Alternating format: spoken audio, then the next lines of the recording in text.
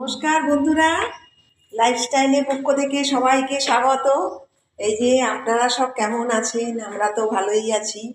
হ্যাঁ, এই যে দেখুন শীতটা তো এখন মানে চলে যাচ্ছে। হ্যাঁ, আবার পড়ছে, মাঝে মাঝে ঠান্ডা দিচ্ছে। হ্যাঁ, কখনো আবার প্রচণ্ড গরম।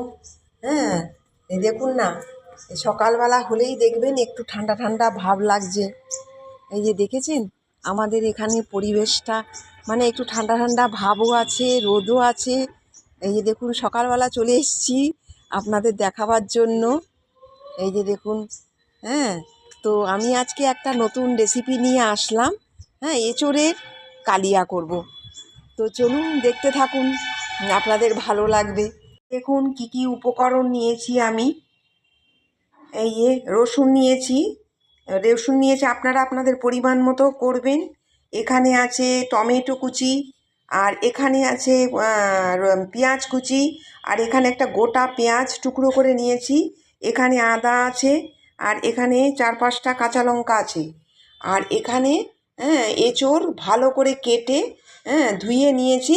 এবারে আমি একটু হলুদ মাখিয়ে প্রেসারে সেদ্ধ করতে দেবো। হলুদটা দিয়ে একটুখানি রেখে দিলাম যাতে কষটা চলে যাবে। এই যে ডুমো করে কেটে রেখেছি একটা পেঁয়াজ, এটা আমি মিক্সিতে পেস্ট করে নেব। এখানে আদাটা পেস্ট করে নেব। কাঁচা লঙ্কা 4-5টা যে নিয়েছি এটাও দিয়ে দিলাম। এই যে রসুনটা দিয়ে দিলাম, এই টমেটোগুলো দিয়ে দিলাম, হালকা জল দিয়ে দিলাম। চলুন দেখতে থাকুন। প্রেশার কুকারে আমি জল দিয়ে দিয়েছি। এবারে আমি এঁচোড়গুলোকে দিয়ে দিলাম, একটা সিটি মেরেই নামিয়ে দেব। এঁচোড়টা হালকা ভাপিয়ে নিলাম, বেশি সেদ্ধ করা চলবে না।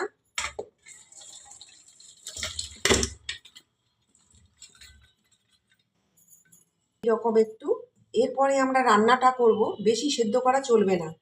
এই যে দেখুন, আমার তো এঁচোড়গুলো আপনাদেরকে দেখালাম সেদ্ধ হয়ে গেছে। এবারে আমি এর মধ্যে ঢেলে দিলাম। এই যে মিক্সিতে পেস্ট করেছিলাম এটা আমার রেডি হয়ে গেছে। এবারে আমি এর মধ্যে দিয়ে দেবো। স্রেফ মাংসের মতো আপনাদের করতে হবে। এই যে দেখেছেন তো, একবারে মাখিয়ে বসিয়ে দেবো।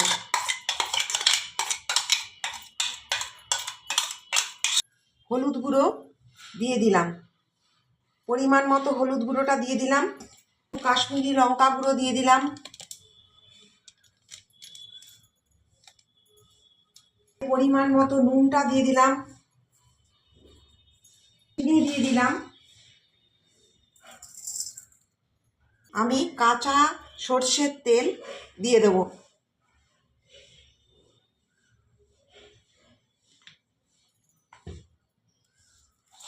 একটু ভাপিয়ে নেবেন, বেশি সময় লাগবে না, খুব কম সময়ে। হ্যাঁ, ঘরোয়া পদ্ধতিতে আপনাদের এঁচোড়ের কালিয়াটা করে দেখাচ্ছি। একটু রেস্টে রেখে দিলাম। তেল গরম করতে দিয়েছি, সর্ষের তেল। যেহেতু আমি এখানে এঁচোড়ে মেখেছি, একটু কম করে আপনারা দেখে শুনে দেবেন। আমি গোটা জিরে দিয়ে দিলাম, 2টো তেজপাতা দিয়ে দিলাম, শুকনো লঙ্কা দিয়ে দিলাম, ছোটো এলাচ গোলমরিচ দিয়ে দিলাম। ফোড়নটা একটু ভালো দেখে দেবেন, কারণ ফোড়নের উপরে মানে রেসিপিটা খুব ভালো লাগবে। যে যতটা ফোড়ন দেবেন, হ্যাঁ, যা করবেন আপনারা এঁচোড়ের তরকারিটা, সেইভাবে আপনারা ফোড়ন দেবেন। ফোড়নে কিন্তু খুব ভালো সেন্টটাও বেরায়। পেঁয়াজ কুচিটা দিয়ে দিলাম। আমি একটা পেঁয়াজ মাখার সময় দিয়েছি পেস্ট করে। এই যে পেঁয়াজগুলো দেখুন এইভাবে ভাজা ভাজা করে নেবেন। এই যে দেখুন পেঁয়াজগুলো আমার লাল করে ভাজা হয়ে গেছে। এঁচোড়টা যে মেখে রেখেছিলাম, এই এঁচোড়টা আমি এখন দিয়ে দেবো।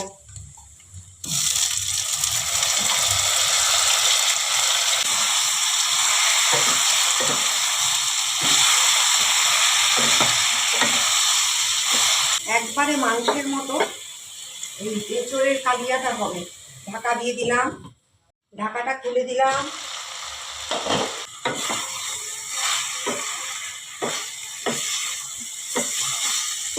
গরম মশলা গুঁড়ো দিয়ে দিলাম।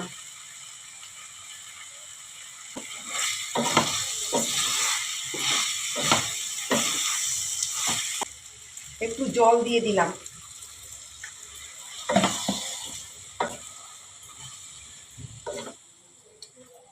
যেহেতু কালিয়া হবে, খুব কম পরিমাণে জলটা দিতে হবে। ঢাকা দিয়ে দেবো। ঢাকাটা খুলে দিলাম।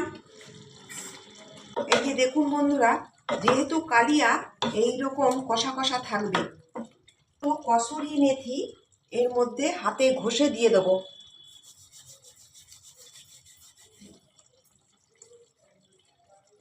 এক চামচ ঘি দিয়ে দেবো।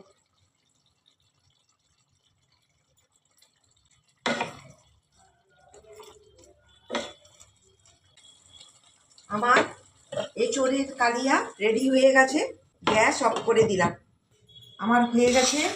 এবারে আমি পাত্রে ঢেলে দিলাম। এইরকম কষা কষা করে করবেন, নতুন বছরে নতুন জিনিস।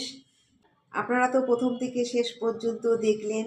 হ্যাঁ, আমার এই এঁচোড়ের কালিয়া কেমন হয়েছে আপনারা কমেন্ট করে জানাবেন, লাইক করবেন, সাবস্ক্রাইব করবেন।